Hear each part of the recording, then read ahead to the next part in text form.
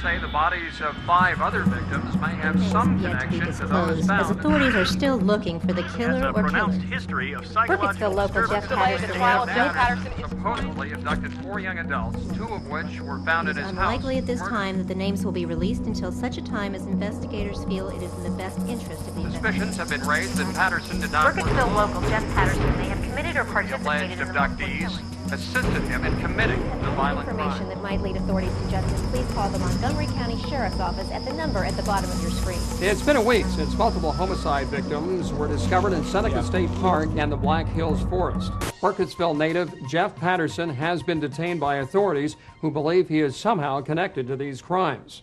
Donald McFarrell, Patterson's defense attorney, believes his client is being accused on circumstantial evidence. We're talking about someone who has been made a suspect because he looks suspicious, and this makes me very, very irate. When this is over, I will file a suit against the city of Burkittsville and Montgomery County, Maryland, because it's wrongful arrest. I'm convinced we got the bad guy. To me, Jeff Patterson did it. He's the guy I'm after. He's the bad guy in the story. He has a history of odd behavior. If I trust my instincts, this boy is innocent. In this case, they had in mind that Jeffrey Patterson is the offender. The whole Blair Witch thing has sort of totally gotten out of hand. We don't like to give it too much credence, you know.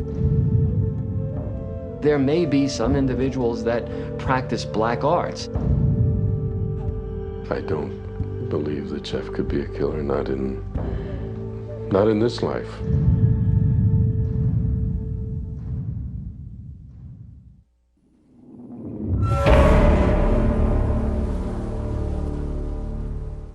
I want to thank you all for coming on the inaugural tour of the Blair Witch Hunt.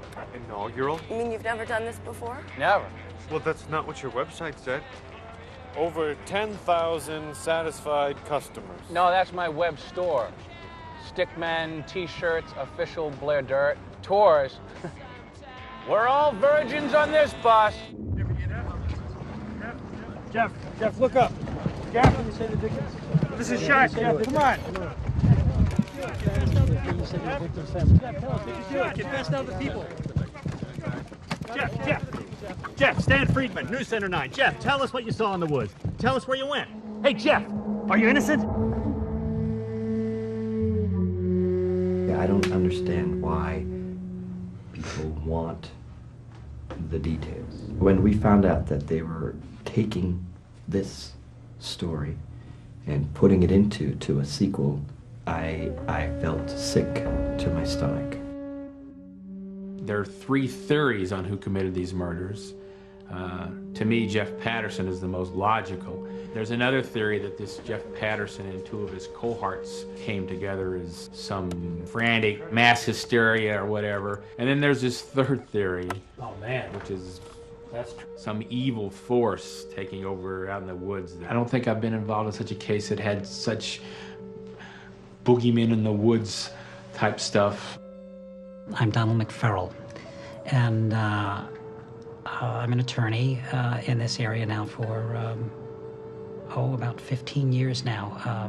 Having done my research on my client, there's nothing there to suggest that this boy is violent. I'm delighted that we're not going to have those cameras in the courtroom. I want the focus to be on the courtroom. I think my client is a victim of circumstances, and unless you're going to find fingerprints, unless you're going to find murder weapons, this is just hogwash here. Criminal profiling is an investigative tool that is made available to police and other criminal justice elements to utilize in, well, either in searching for or trying potential offenders. Vera Tinsley is very professional, and she's pretty good. She's our profiler. She's the official profiler. I'm the amateur profiler. I don't always agree with her. In fact, in this case right here, I don't think we really agree on what's going on. Jeff Patterson is accused of multiple killings in the area of the Black Hills National Forest and Burkittsville as well. He wanted so much to be part of this that I think when he wasn't a part of it, he made sure he was a part of it. He started his new Blair Witch, if you will.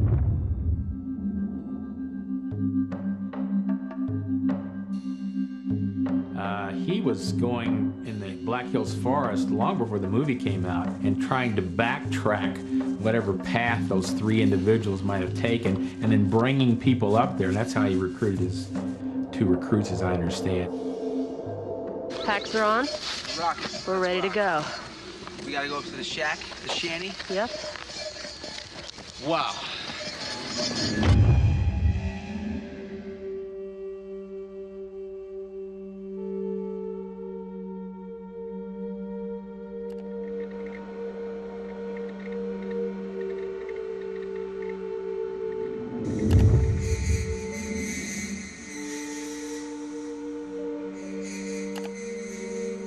Unfortunately, the internet is a wonderful avenue for stalkers. The most dangerous stalkers tend to be stranger to stranger.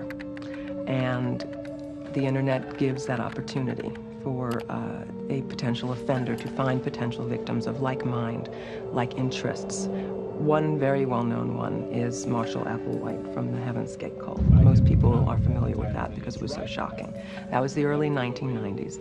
And what happened was that his rhetoric and his charisma came across to certain individuals that were drawn to him. Belongs to you. You recognize that that is in your head. And then, ultimately, they did a mass suicide where they overdosed on phenobarbital mixed into ice cream.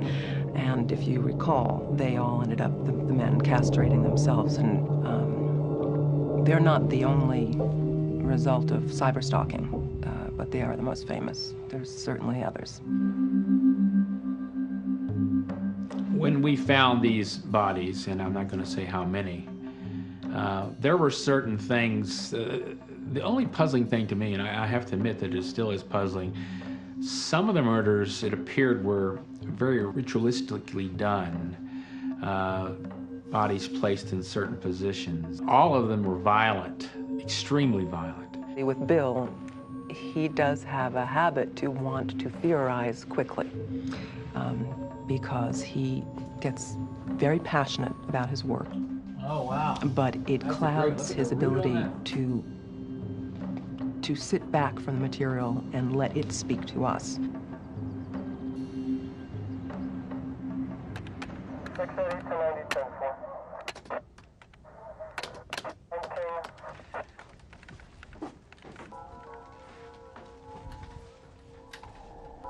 What happened in Burkittsville when the movie came out was, well, we were suddenly overrun. I mean, it felt like some mass hysteria.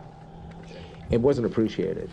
The crimes that were committed last year in Burkittsville came as a big surprise to the whole community. There seems to be some kind of a connection to this legend, at least in people's minds.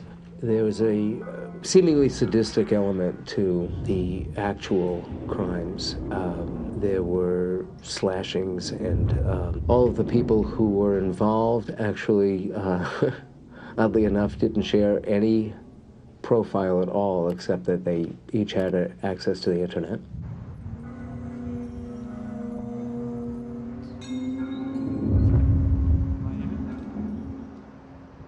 That's right, friends. For 2 luxurious days and nights, my friends, you will walk the same paths the witch herself once walked. Sleep on the same soil where her victim's blood was spilt. Possibly losing your own souls in the process. It's actually a very interesting little folk tale. I think it's all asinine myself.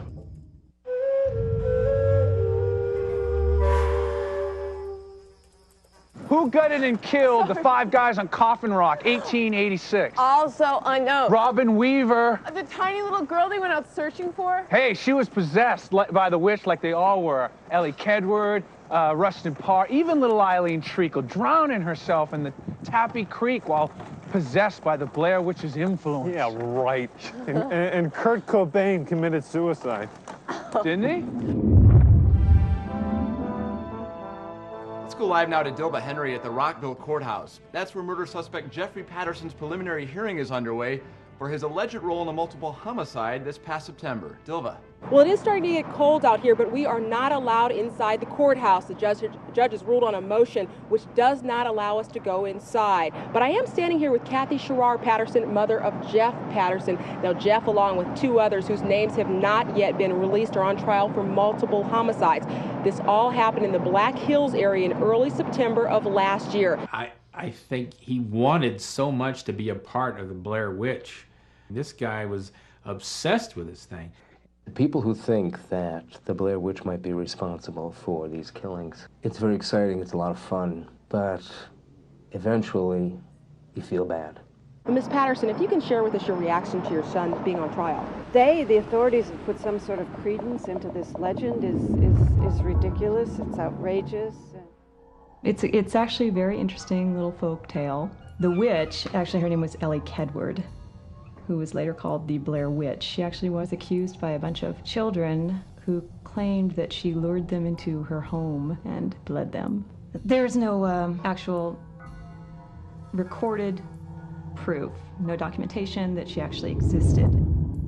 We have a legend here about the Blair Witch that is my favorite story to tell. The town was originally called Blair. That's where the name the Blair Witch come from. But during one winter there in the 1770s, there was a lady named Ellie Kedward. We know that a woman of the name came from Ireland to Baltimore on a ship called the Reliant. Her name is on a ship registry, and Ellie Kedward. We don't even know if she's the same one that happened to live in Blair later on, who was accused of witchcraft. We don't have that as a fact. We don't know. We move up to the year of 1809 when a book called The Blair Witch Cult was published. Most of the legend is based from this Blair Witch cult book, which no one's read in at least 100 years. And I had the book at one time. The only copy of it supposedly exists today. And I never read the whole thing because it was so fragile, and I would like to have copied it, but I was afraid I'd break the spine. There were no more occurrences of the Blair Witch until about approximately 1825-26. There was a drowning which took place of a young girl, anywhere between 8 and 10. It's another one where there's a lot of disparity. The town was having their annual picnic out on Tappy Creek. The creek was anywhere from 8 inches to 2 feet deep. Either way, it's not extremely deep. And she was sitting down in the water and splashing around like a small child would do. But all of a sudden, she just started throwing water everywhere. Supposedly, 11 witnesses saw a specter or a ghostly hand come up from the creek and drag this little girl underneath. And the time they got there, she was gone. I have to say, I don't quite understand if there were 11 people close enough to be able to see that happen, how come one of them couldn't save her? Her body was never found, and we just all knew that the Blair Witch had made another successful pillage of one of our children. Robin Weaver was another young girl from the town of Burkittsville who was lost. She became lost in the Black Hills outside of Burkittsville. Some girl back in the late 1800s, Robin Weaver, I believe her name was, supposedly just wandered off, disappeared into the woods. What knows supposedly about it?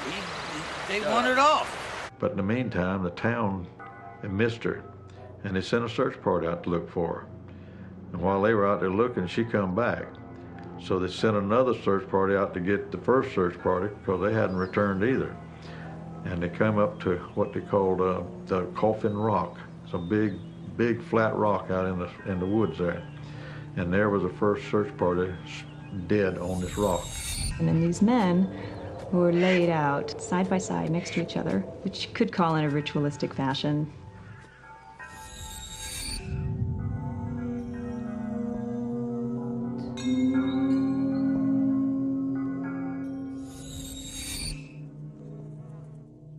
It scared the daylights out of them, and it scared the daylights out of anybody. And they turned around and hastily got back as quick as they could to town and told them that what had happened to the first search party. So they got some more men, and they cooked their guns and went back out there. And when they got there, they walked up on Coffin Rock, and there was nothing there. Nobody knows to this day what become of those men. At Coffin Rock, when a search party was sent out to find the bodies, none of the men in the search party seemed to have given the same directions back. You know, who knows? I think that they all, sad to say, they all got really scared, chickened out, and ran back to the town and said the bodies disappeared. So, you know, it's obviously something supernatural. Sort of in the winter, I guess, the fall or the winter 1940, some of the young kids started to disappear. What he did is he took the kids down in the basement by twos, and he made one face into the corner. Really? And then he would kill the other one. And then when he was done with that, he grabbed the one out of the corner and killed that one too. He killed 7 children, brutally. How did you kill the children, Mr. Parr? With knives. Mr. Parr, were you alone in the killing? Yes. Mr. Parr, how did you Parr? I heard voices in my head. What kind of voices? A woman's. Whose voice, Mr. Parr? No idea who it was. Say, Mr. Parr. Was it the Blair Witch, Mr. Parr? Could have been. And I got hold of a newsreel showing Rustin Parr at a prison. And he was telling about what he had done and that he was led to do it by a woman that looked like a witch. At least there's newsreel from the time. There are many written reports. So this thing went, you know, nationwide at that point. This was a big deal. I have to, got to give the guy some credit that he never really said that the Blair Witch told him to do it. He was asked that. And again, the Maryland Historical Society came, confiscated my film, took it back to their place. And I don't have nothing to do with them no more. They're just, I don't have no dealing with them. Of course, I probably haven't got anything left they won't. If they did, they'd come get it. Most people in town have been talking about the Blair Witch most of their lives. Oh, we're doing a documentary about the Blair Witch. Oh. I saw the movie. I like the beginning parts of it where they're actually talking to people in the town. I thought that was very interesting. It's people I haven't really met, and you know, then you're getting the actual stories of a person that actually lives there in the town saying, hey, yeah, I remember the Blair Witch. You know, they didn't seem to all believe in it. Maybe a few did, so that was kind of interesting. You know, once we got into the whole woods and running away and screaming, and I don't know. I think that they've all got the last laugh is what I think. Somebody makes a lot of money on something or something exciting happens, everybody wants to get in on it. And now there's a bunch of books being written and another sequel coming out to the movie because of the man that was killed up there in the summertime. I think it's all asinine myself. Erica, what happened to you? Don't be afraid. You know who it is. What? And you know what you have to do. Erica! It's almost impossible not to draw a connection between the recent killings and the Blair Witch. I personally discourage people from doing that. It's a really unhealthy environment. So where are we going first? The ruins of Rustin Parr's house. That guy, you heard the voices to kill, right? Yeah, 7 little kids were. Dead ahead. Welcome to the Parr Ruins, ladies and gentlemen. It's supposed to be the place where they found Heather's footage. He got into a lot of trouble. He had a dark sense of humor.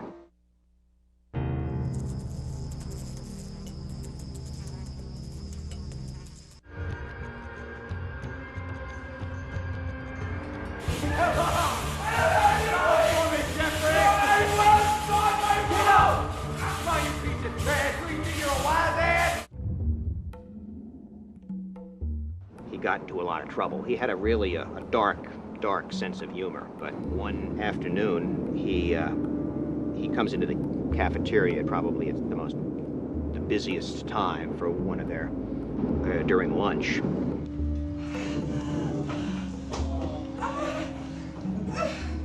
He had read this book, and he'd rigged up kind of a baby syringe to his arm, and so the blood was all fake.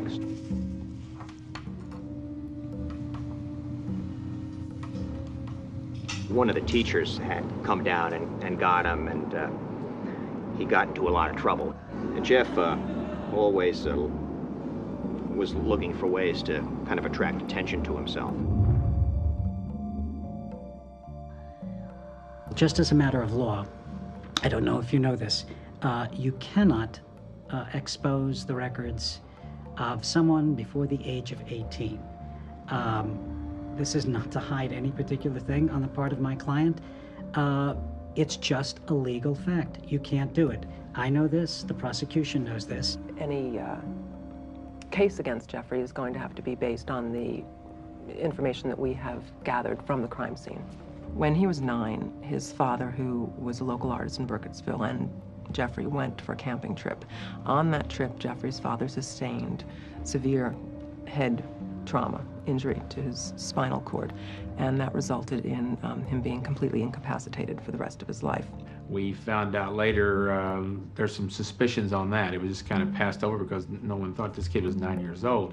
Now, some people are inferring that Jeffrey was responsible for that accident. I will not come to that conclusion.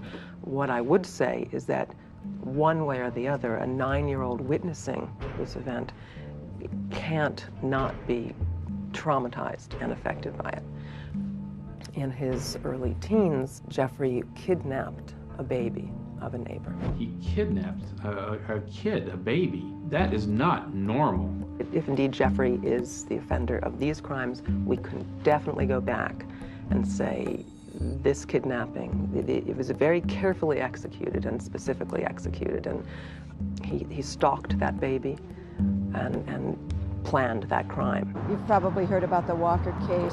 Very close friends of ours, and the family was at our house often, and they called it a kidnapping. It was not a kidnapping. It was an act of compassion on my son's part. Rather than go to jail, he went to an institution. Jeff Patterson came to us when he was on the verge of 18 years old, a couple of months shy of his 18th birthday, and Jeff was brought here because he had abducted, there's no easier way to say it, an infant. And it took this infant into the woods. According to Jeff, it was in response to voices that he was hearing, not uncommon among schizophrenics, and I'm afraid that had to be the diagnosis. I met a very bright, a very energetic, now when I say energy, I'm not just talking about physical energy, I'm talking about psychic energy, I'm talking about the energy of soul that he brought to the world. So he's apparently been on medication for it. There's no cure for it, but if a schizophrenic stays on medication, the symptoms are repressed. And I would be very interested to find out if prior to this recent event, Jeffrey stopped taking the pills. He demanded 3 forms of therapy. One, pharmaceuticals, the other, electroshock treatments, and the third, and most important, very intensive therapy, talk, exchange. And he left here a man capable of assimilating into the larger society. I can say a lot about Jeff's imagination. It's awesome, it's prodigious, it's vivid. He planned to someday, or hoped, dreamed, and he certainly had the mental capacity and the creative imagination to do it, to make his own films, and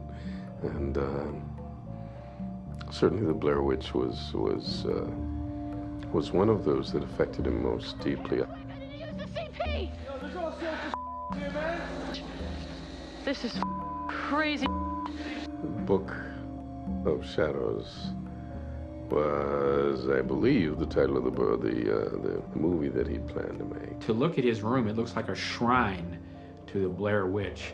And what was really interesting, in some cases, he had taken pictures of himself and pasted them, one of them on one of the posters. So, that, I mean, he wanted so much to be a part of this Blair Witch thing that he actually put himself in the pictures. Agent Tinshu can tell you that's, as far as profiling goes, man, this guy's a classic case. My client's imagination is not on trial. His deeds are. And Jeff is just a young kid who happens to be interested in films.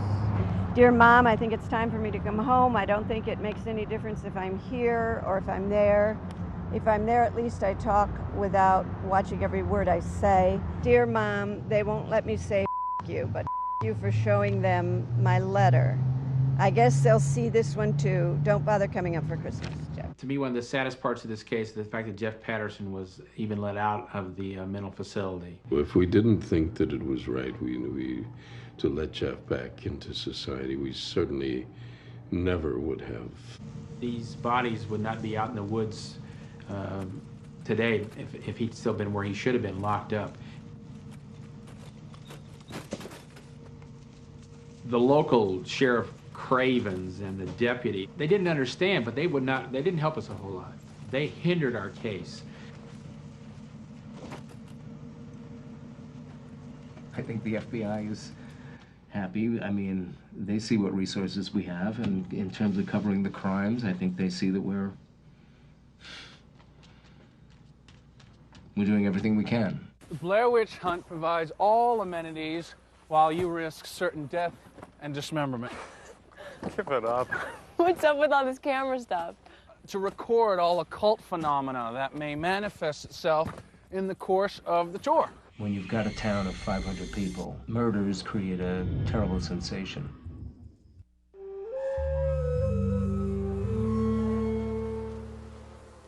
Why are we seeing all this okay? Why is all this happening? I don't know. Collective delusion. Group hysteria. It's what I'm writing my book about. You get a bunch of people together, you get them scared enough. Dude, spare us the bullshit. Please. My sister was brutally murdered.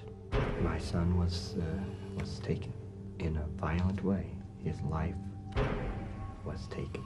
Some of the families, including my family, are banding together to try and so-called fight this.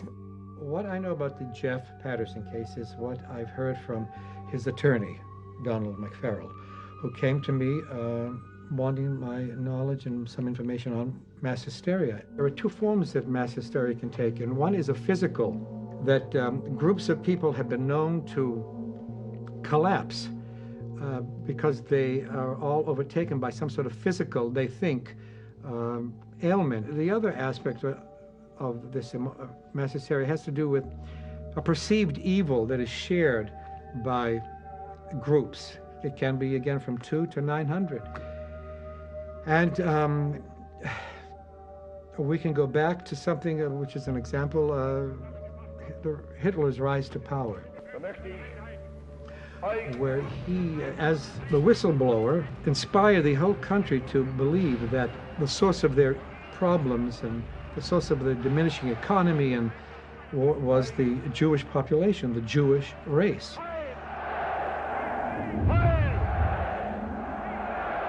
At least 200 people were killed in Indonesia for being what was thought as black magicians. And they called them ninjas.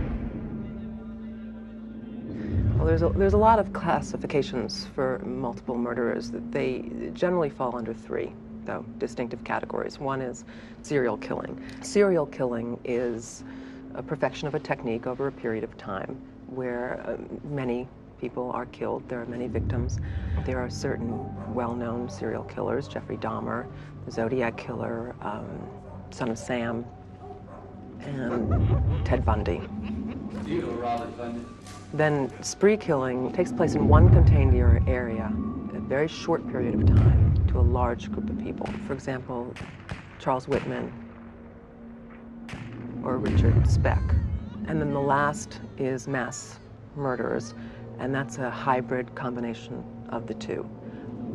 Sometimes also has cultish undertones, like the Manson family.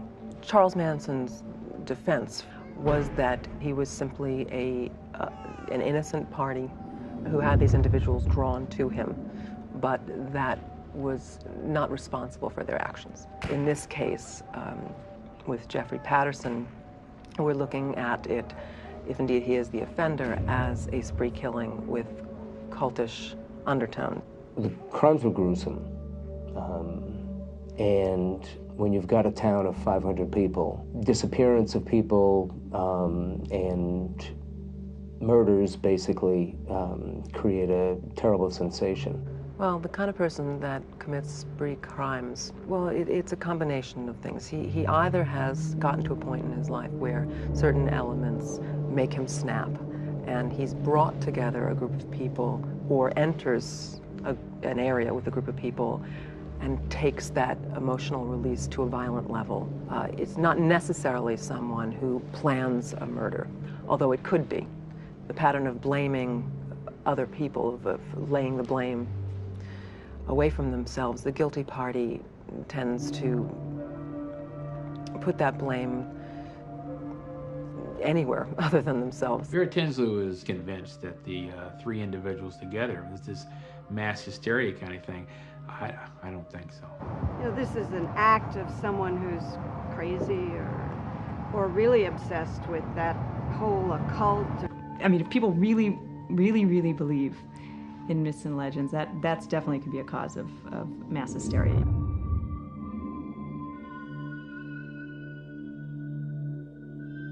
But Jeff is very charismatic, very charming.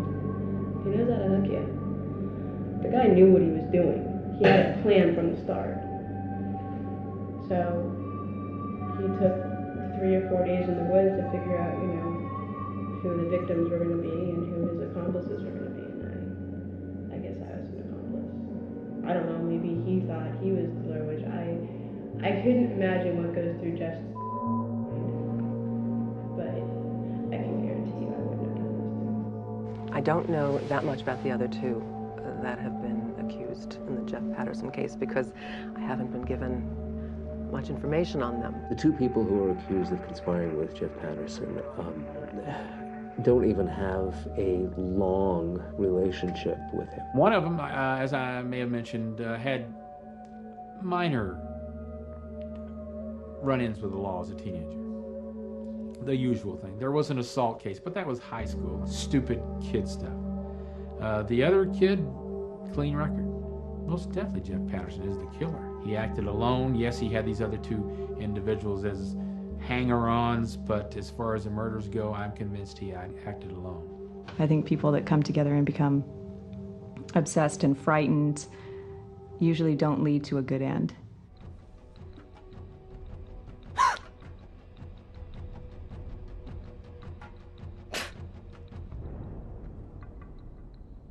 You're all gonna fucking die.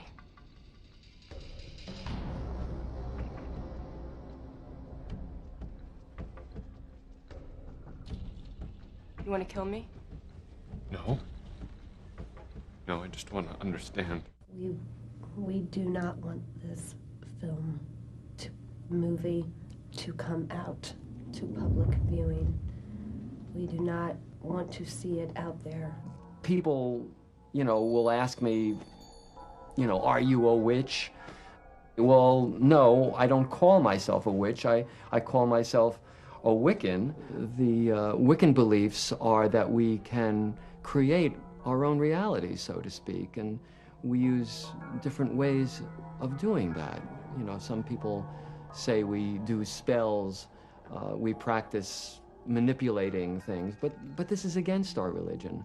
Witches or believers in pagan beliefs in the Middle Ages were tortured in horrible ways. In fact, there was a book written by some monks at the order of one of the popes, I guess, you know, during the Inquisition time, called the Malleus Maleficarum, which was a outline of how to torture and how to abuse in the most terrible ways witches. Many people were accused of being witches, which would explain a kind of behavior that came from a repressive society. As we look back, the kind of sexual frenzy was experienced by these young women. But of course, at the time, it was attributed to that they were being possessed by witches or by demons. When we look at what's happened with this film phenomenon that's gone on now, you know, and I don't want to say anything negative about, you know, filmmakers, but, you know, people want to make money. And sensationalism brings about money. They're doing a lot of fictitious writing into it to blow it up, make it more spectacular. We must have fallen asleep. Asleep? It's like we must have blacked out. I know, the last thing I remember was that other tour group. Oh. Yeah. Those f***ing weeds, who else could it have been, huh? They came back from Coffin Rock and ripped us off! Ripped? These things look like they were bit off.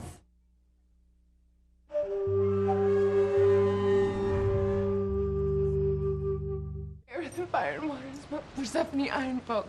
By earth and fire and water, smoke Persephone, I invoke.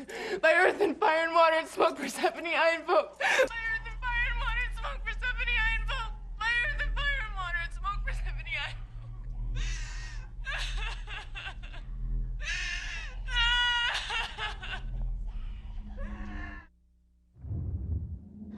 I will do what I can, and I know my family will do what they can to see that her death is not made into a movie. If it does come out, we're going to sue. A brutal murder in the Black Hills discovered today. The bodies of 5 hikers found dead atop the landmark known as Coffin Rock.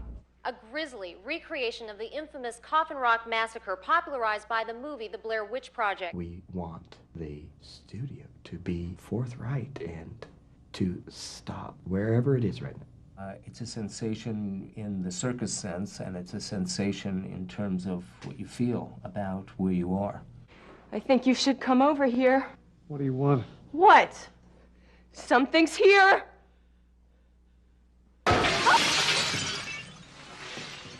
Last September, Burkittsville local Jeff Patterson, along with 2 others, were arrested for multiple counts of murder, kidnapping, resisting arrest, along with a host of other crimes.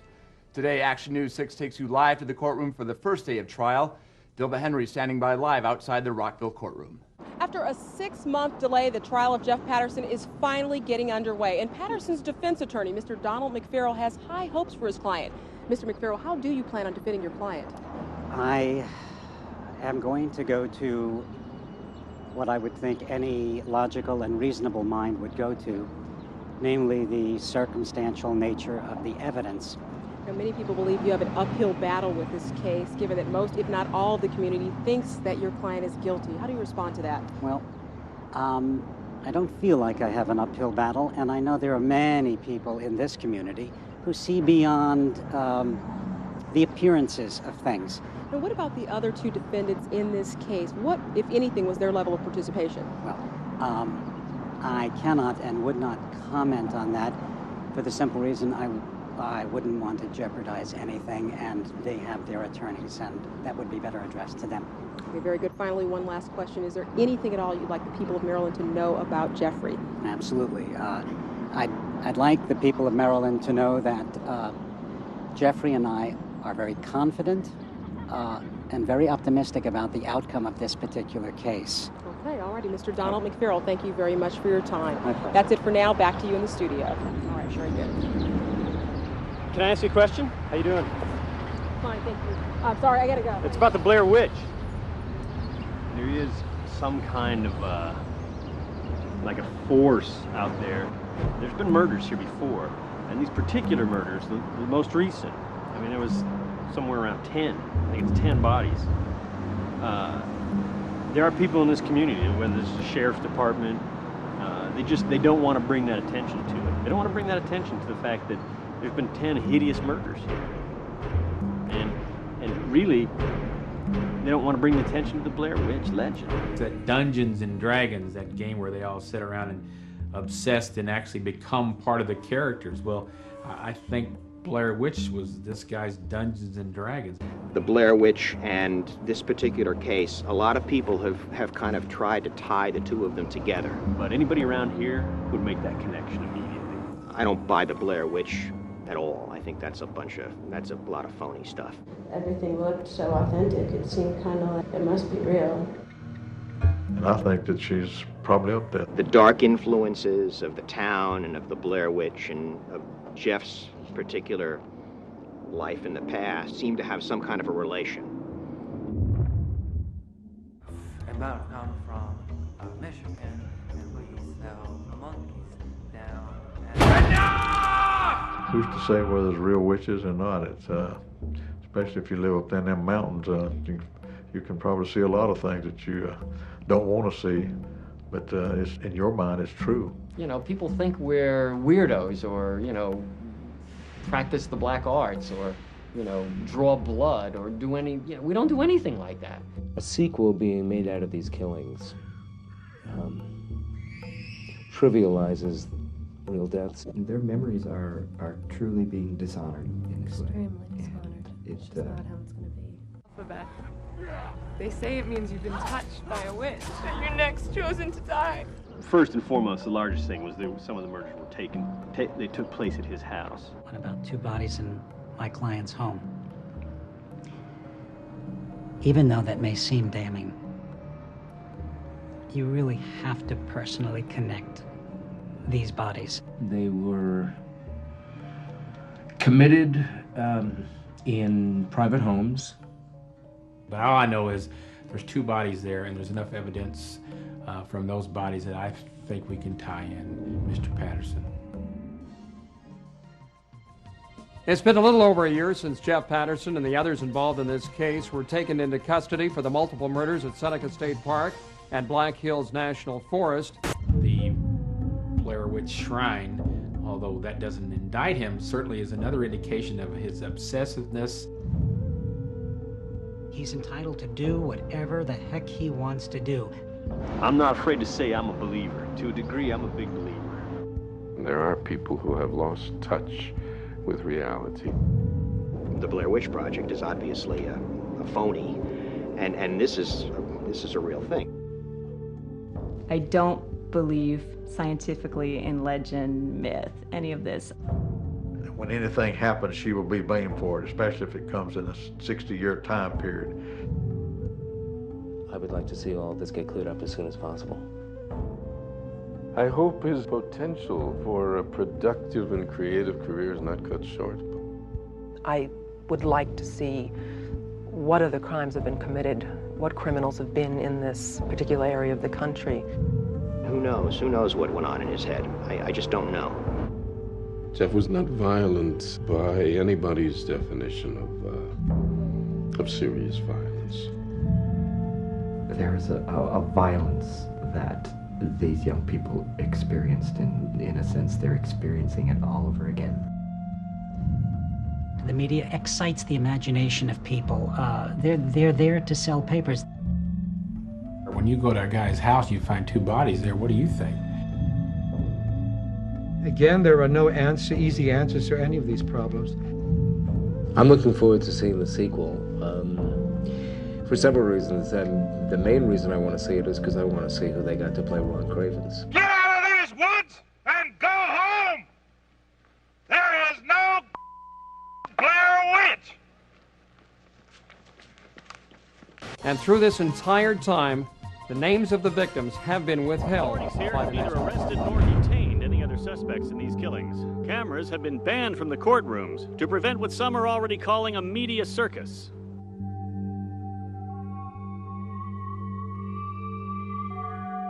That's the story so far. Stay tuned to News Center 9 for further details. Reporting live, this is Stan Friedman. Now back to you in the studio.